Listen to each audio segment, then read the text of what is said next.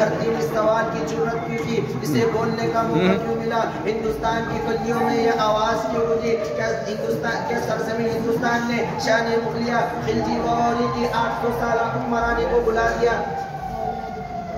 کیا اس بس جنت نشا کو وہ دین یاد نہیں ہے جب وہ انگریزی سامراج کے چنگول میں سسک رہی تھی، غلامی کی توڑ ذلت کی زنجیر میں جکڑی ہوئی تھی، اس کے عظمت و تقدس کا پامال کیا جا رہا تھا، امن و امان ختم ہو چکا تھا۔ اے سرزمین ہند بتاؤ، تمہیں آزاد کس نے کرایا تھا؟ علم و حریت کس نے بلند کیا؟ تحریک آزادی کے بانی شیخ الہند کون ہے؟ مجاہد آزادی مولانا حسین احمد مدنی کون ہے؟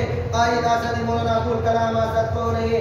مولانا محمد علی جوہر، مولانا شوکت علی گوہر کون ہے؟ مولانا عبد الرحمن سویہاری عطا اللہ شاہ بخاری کون ہے؟ یہ سب کے سب کون ہے؟ یہ ہمارے اسلاف و اکابر تو ہے، ہمارے آبا و اجداد تو ہے، جنہوں نے ہندوستان کے ماضی و حال اور مستقبل کو سوارا ہے، 100 بار سوارا ہے ہم نے اس ملک کے گیسوے برہم کو، 100 بار سوارا ہے ہم نے اس ملک کے گیسوے برہم کو، یہ اہل جنوں بتلائیں گے کیا ہم نے دیا ہے عالم کو۔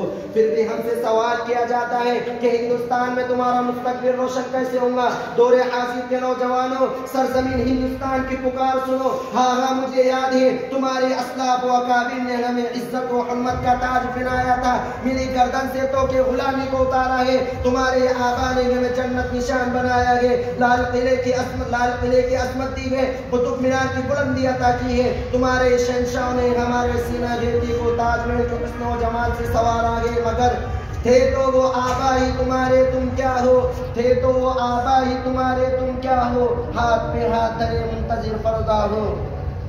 حضرات تم ٹیپو سلطان کے اولاد ہو مگر تم میں وہ جرت اور رسالت نہیں ہے، تم شاہ اسماعیل شہید کے لاڈلے ہو مگر تم میں وہ جذبہ اور اطاعت نبی سے عشق و محبت نہیں ہے، تم شیخ الہند کے فرزند ہو مگر تم میں خلوص للہیت کی فراوانی نہیں ہے، تم شیخ الاسلام کے سپوت ہو مگر تم میں وہ خوف خدا اور دنیا سے بیزاری نہیں ہے، تم اقبال کے شیدائی ہو مگر تم میں فکر و پرواز نہیں ہے، تم ابوالکلام آزاد کے نونہال ہو مگر تم میں امانت کی قابلیت نہیں ہے، تم عطا اللہ شاہ بخاری کے جانشین ہو مگر تمہاری زبان پر وہ طاقت نہیں ہے، پھر تمہارا مستقبل روشن کیسے ہو سکتا ہے؟ تمہیں عزت و سربلندی کیسے مل سکتی ہے؟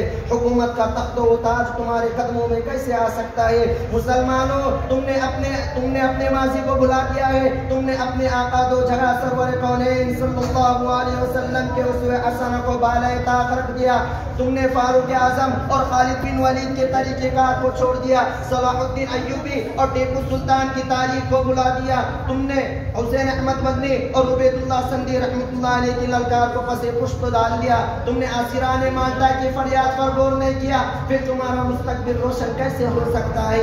دور حاضر کے نوجوانوں تم تاریخ اسلام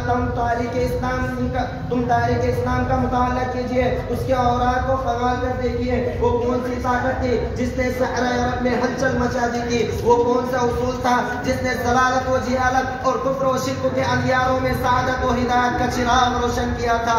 وہ کون سا دستور تھا جس نے عرب کے بدوؤں کو نظم و ہدایت بنا دیا تھا اور انہیں قیصر و کسریٰ کے تخت و تاج کا مالک بنا دیا تھا؟ وہ کون سا کیمیائی نسخہ تھا جس نے صحابہ اکرام کو دنیا میں قائد و رہبر بنا کر امامت و قیادت اور حکومت و سیاست کے میدان میں بھی شہ سوار بنا دیا تھا؟